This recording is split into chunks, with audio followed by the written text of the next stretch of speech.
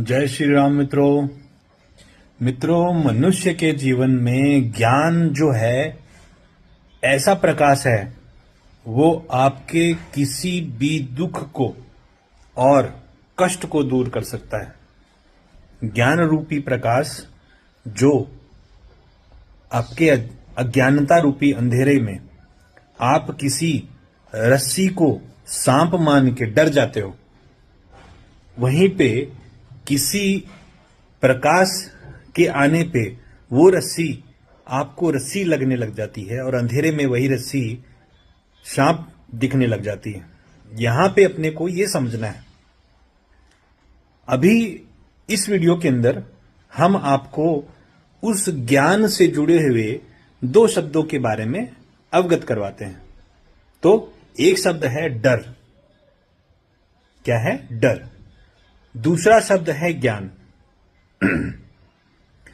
तो यहां पे हमने जब रस्सी का एग्जाम्पल लिया, सांप का एग्जाम्पल लिया, तो जब आप ज्ञान नहीं रखते कि अगर कोई वस्तु है वो पड़ी है जमीन पे अंधेरे में, और आपको पहले तो या तो उस आकृति के हिसाब से वो सारी दिमाग में चीजें छपेंगी जो आपके मस्तिष्क में ज्ञान है। फॉर एग्जाम्पल, एक रस्सी के रूप में कोई चीज पड़ी हुई है, तो उस रस्सी को देख के अंधेरे में आप चलते जा रहे हो अपने रास्ते में, उस रस्सी को देख के आपके मस्तिष्क में क्या क्या आकृतियां छपेंगी।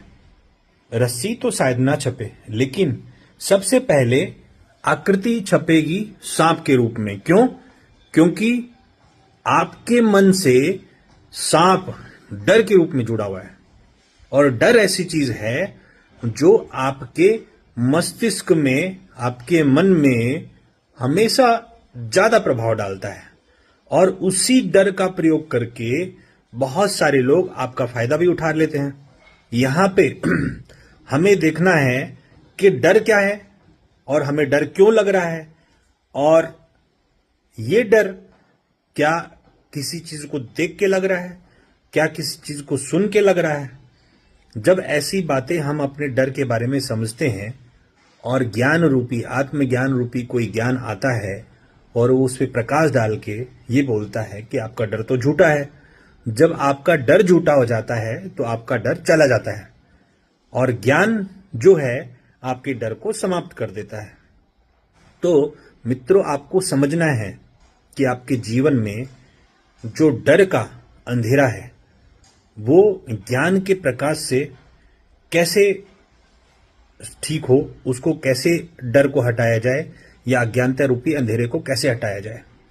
तो मित्रों, आज की इस वीडियो में डर और ज्ञान दो शब्द हो गए, इनको याद रखिएगा।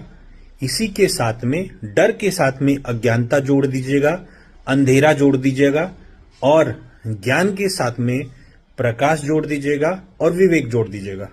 तो यहां पे हमेशा अपने मस्तिष्क को नए नए शब्दों को सिखाते रहिए, और वो नए शब्द हिंदी के अंदर ही हैं, वो किसी भी और किसी भाषा के अंदर नहीं।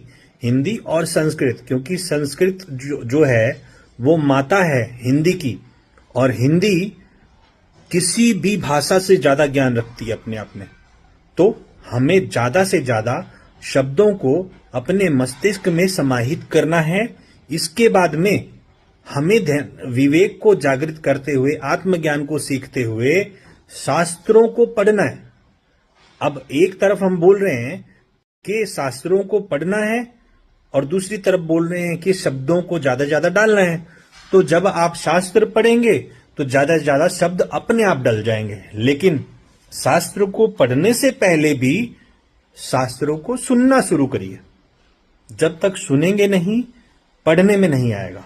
और सुनेंगे कब? जब आप मन को स्थिर कर देंगे।